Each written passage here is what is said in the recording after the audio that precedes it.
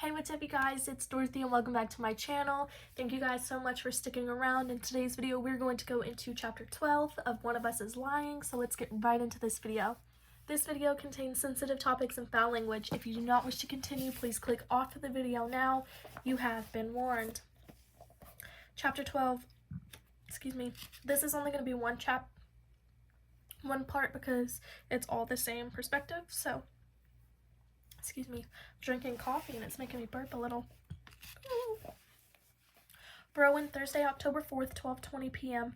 I got lulled into a false sense of compliancy. It happens, I guess, even during the worst week of your life. Horrible, earth-shattering stuff piles on top of you until you're about to suffocate, and then it stops, and nothing else happens, so you start to relax and think you're in the clear. That's a rookie mistake that smacks me in the face Thursday during lunch, when the usual low-grade cafeteria buzz suddenly grows and swells. At first, I look around interested like anyone would be, and wondering why everyone suddenly pulled out their phones, but before I can take mine out, I notice the head swiveling in my direction. Oh, Maeve is quicker than me, and her soft exhalation as she scans her phone is loaded with so much regret that my heart sinks. She catches her bottom lip between her teeth and wrinkles her forehead. Rowan, it's another Tumblr about, well, here. I take her photo, heart pounding, and read the exact same words Detective Mendoza showed me on Sunday after Simon's funeral. First time this app has ever featured good girl BR, possessor of school's most perfect academic record. It's all there, Simon's unpublished entries for each of us, with an added note at the bottom. Did you think I was joking about killing Simon? Read it and weep, kids. Everyone in detention with Simon last week has an execrable reason for wanting him gone. Exhibit A, the post above, which he was about to publish on about that. Now here's your assignment. Connect the dots. Is everybody in it together or somebody pulling the strings? Who's the puppet master and who's the puppet? I'll give you a hint to get you started. Everyone's lying. Go. I raise my eyes and lock on Maeve's. She knows the truth, all of it, but I haven't told Yumiko or Kate because I thought maybe this could stay contained quiet while the police ran their investigation in the background and then closed it out from lack of evidence. I'm pathetically naive, obviously. Rowan, I can barely hear Yumiko over the roaring in my ears. Is this for real? Fuck this Tumblr bullshit. I'd be startled at Maeve's language if I hadn't vaulted over my surprise threshold 2 minutes ago. I bet I could hack that stupid thing and figure out who it is. Maeve, no. My voice is so loud I lower it and switch to Spanish. No lajos, no Caramos. I force myself to stop talking as Kate and Yumiko keep staring at me. You can't. We don't want. That should be enough for now, but Maeve won't shut up. I don't care, she says furiously. You might, but I, saved by the loudspeaker, sort of deja vu, seizes me as a disembodied voice floats through the room. Attention, please. Would Cooper Clay, Nate McCauley, Adelie Prentice, and Browen Rojas please report to the main office? Cooper Clay, Nate McCauley, Adelie Prentice, and Browen Rojas report to the main office. I don't remember getting to my feet, but I must have, because here I am moving, shuffling like a zombie past the stairs and whispers, weaving through tables until I get to the cafeteria exit, down the hallway past homecoming posters that are 3 weeks old now. Our planning committee is slacking, which would inspire me more disdain if I weren't on it. When I get to the main office, the receptionist gestures toward the conference room with her weary wave of someone who thinks I should know the drill by now. I'm the last to arrive, at least I think I am, unless Bayview police or school committee members are joining us. Close the door, Browen, Principal Gupta says. I comply and sidle past her to take a seat between Nate and Addie across from Cooper. Principal Gupta steeples her fingers under her chin. I'm sure I don't have to tell you why you're here. We've been keeping an eye on that repulsive Tumblr site and got today's update as soon as you did. At the same time, we've had a request from the Bayview Police Department to make the student body available for interviews starting tomorrow. My understanding, based on conversations with police, is that today Tumblr is an accurate reflection of a post Simon wrote before he died. I realize most of you now have legal representation, which of course the school respects, but this is a safe space. Is there anything you'd like to tell me that might help the school better understand the pressures we're facing now in this time? I stare at her as my knees start to tremble. Is this for real? Now is most definitely not the time. Still, I feel the almost irresistible urge to answer her, to explain myself, until a hand under the table grasps mine. Nate doesn't look at me, but his fingers thread through mine, warm and strong, resting against my shaking leg. He's in his Guinness t-shirt again, and the material stretches thin and soft across his shoulders as though it's been through hundreds of washes. I glance at him, and he gives a tiny, almost imperceptible shake of his head. Ah, got nothing more to say than what I told you last week, Cooper drawls. Me either, Addie says quickly. Her eyes are red-rimmed, and she looks exhausted, her pixie features pinched.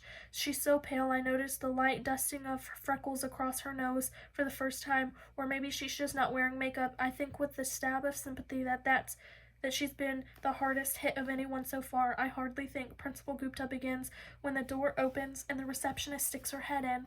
Bayview Police on line 1, she says, and Principal Gupta gets to her feet. Excuse me for a moment. She closes the door behind her, and the four of us sit in strained silence, listening to the hum of the air conditioner. It's the first time we've all been in one room together since Officer Budapest questioned us last week. I almost laugh when I remember how clueless we were then, arguing about unfair detentions and junior prom court. Although, to be fair, that was mostly me. Nate lets go of my hand and tips his chair back, surveying the room. Well, this is awkward. Are you guys all right? My words come out in a rush, surprising me. I'm not even sure what I intended to say, but that wasn't it. This is unreal that they suspect us. It was an accident, Addie says immediately. Not like she's positive, though, more like she's testing a theory. Cooper slides his eyes over to Nate. Weird kind of accident. How does peanut oil get in a cup all by itself? Maybe someone came into the room at some point and we didn't notice, I say, and Nate rolls his eyes at me. I know it sounds ridiculous, but you have to consider everything, right? It's not impossible. Lots of people hated Simon, Addie says. From the hard set of her jaw, she's one of them. He ruined plenty of lives. You guys remember Aiden Wu and our class transferred sophomore year? I'm the only one who nods, so Addie turns her gaze on me. My sister knows his sister from college.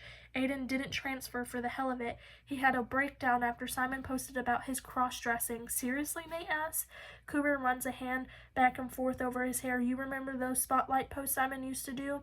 When he first launched the app, Addie asks. More in-depth stuff, like a blog almost. My throat gets tight. I remember.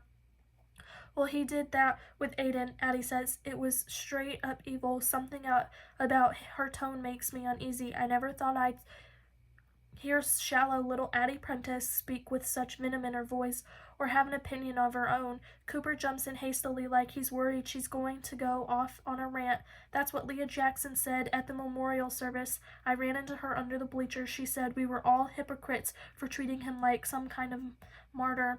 Well, there you go, Nate says. You were right, bro, and the entire school's probably been walking around with bottles of peanut oil in their backpacks waiting for their chance. Not just any peanut oil, Addie says, and we all turn to her. It would have had to be cold-pressed for a person with allergies to react to it. The gourmet type, basically. Nate stares at her, brow creased. How would you know that? Addie shrugs. I saw it on Food Network once. Maybe that's the sort of thing you keep to yourself when Gupta comes back, Nate suggests, and the ghost of a grin flits across Addie's face. Cooper glares at Nate. This isn't a joke. Nate yawns unperturbed. Feels like it is sometimes. I swallow hard, my mind still churning through the conversation. Leah and I were friendly once. We partnered in a model United Nations competition that brought us to the state finals at the beginning of junior year. Simon had wanted to participate too, but we told him the wrong application deadline and he missed the cutoff. It wasn't on purpose, but he never believed that and was furious with both of us. A few weeks later, he started writing about Leah's sex life on About That. Usually Simon posted something once and let it go, but with Leah, he kept the updates coming. It was personal. I'm sure he have done the same to me if there had been anything to find back then. When Leah started sliding off the rails, she asked me if I'd misled Simon on purpose. I hadn't, but still felt guilty, especially once she slit her wrists.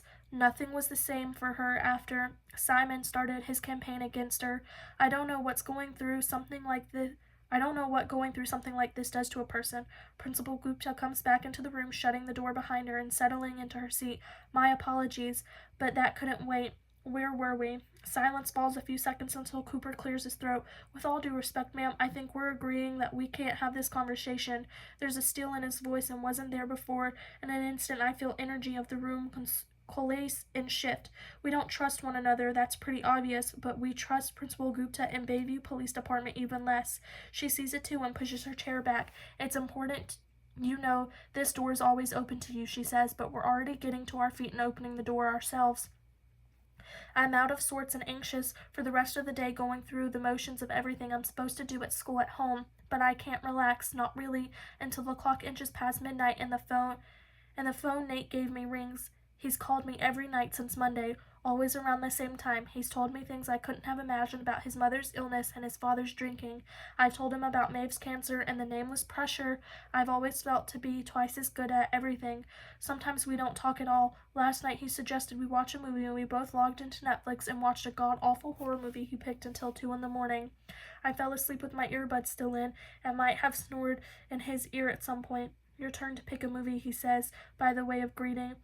I've noticed that about Nate. He doesn't do pleasantries, just starts with whatever's on his mind. My mind's elsewhere, though. I'm looking, I say, and we're silent for a minute as I scroll through Netflix titles without really seeing them. It's no good. I can't go straight into movie mode. Nate, are you in trouble because of everything came out at school today? After I left Principal Gupta's office, the rest of the afternoon was a blur of states, whispers, and uncomfortable conversations with Kate and Yumiko once I finally explained what had been going on for the past few days. He snorts a short laugh. I was in trouble before. Nothing's changed. My friends are mad at me for not telling them about cheating or being investigated by the police. Both. I hadn't said anything about either. I thought maybe it would go away and they'd never have to know. Robin had said not to answer any questions about the case, but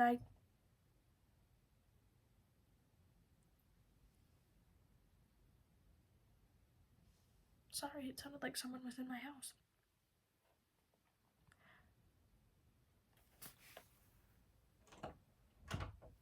Just in case. Robin had said to not answer any questions about the case, but I didn't see how I could apply that to my two best friends. When the whole school's starting to turn against you, you need somebody on your side. I wish I could remember more about that day, what class you were in when Mr. Avery found the phone in your backpack. Physical science, Nate says. Science for dummies, in other words, you. Independent study, I say, chewing the sides of my cheeks. Ironically enough, my stellar grades in chemistry let me construct my own science course senior year. I suppose Simon would have been in AP Physics. I don't know what class Addie and Cooper have with Mr. Avery, but in detention they acted surprised to see each other. So Nate asks, well, they're friends, right? You think they'd have talked about it or even been in the same class when it happened? Who knows? Could have been homeroom or study period for one of them. Avery's a jack of all trades, Nate says. When I don't reply, he adds, what would you think those two mastermind the whole thing? Just following a train of thought, I say. I feel like the police are barely paying attention to how weird that phone situation is because they're not sure we're all in it together. I mean, you think about it. Mr. Avery knows better than anyone what classes we have with him. Maybe he did it. Planted phones in all of our backpacks and coated the cups with peanut oil before we got there. He's a science teacher. He'd know how to do that. Even as I say it, though, the mental image of our frail mousy teacher mechanically doctoring cups before detention doesn't ring true. Neither does Cooper making off with the school's EpiPens or Addie hatching a murder scheme while watching the Food Network, but I don't really know any of them, including Nate, even though it feels like I do. Anything's possible, Nate says. You pick a movie yet? I'm tempted to choose something cool and art-housey to impress him, except he'd probably see right through it. Plus he picked a crap horror movie, so there's not a lot to live up to.